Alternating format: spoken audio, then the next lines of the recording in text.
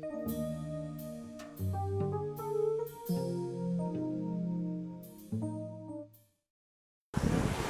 folks, I'm standing on the balcony overlooking the Teton Mountains outside the Jackson Lake Lodge. I'm sweeping the mountains which lie pretty much due west of here.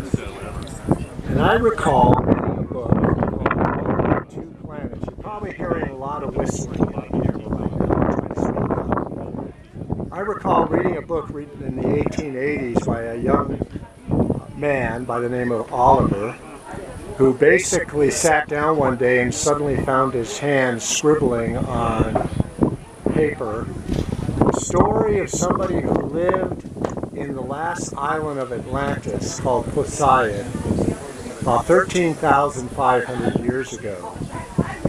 And the reason why this has any bearing on the Teton Mountains is because the society of the time had airships that were able to travel all over the world, both through aerial and as submarine as well. By the way, down below is, I believe, Jackson Lake.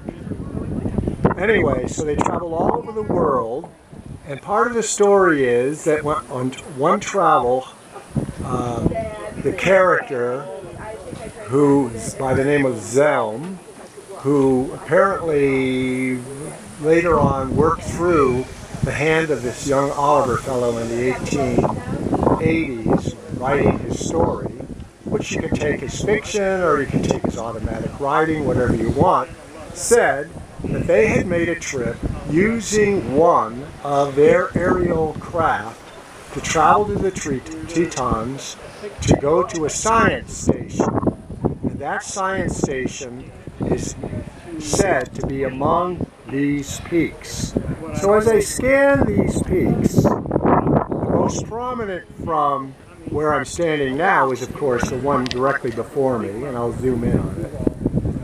It's got a rather flattish peak, but the science station wouldn't necessarily be at the peak. It would be in some kind of vale down below the peak. But this is not the highest of the Tetons. The highest of the Tetons, if I scan over it towards the south, is this rather peaky mountain right here.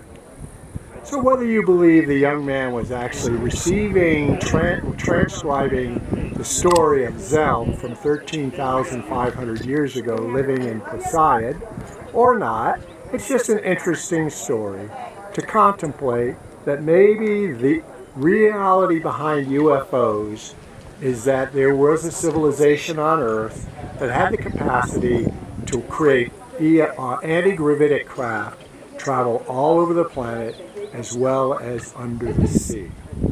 So that's a brief story that is prompted by visiting these grand Teton Mountains.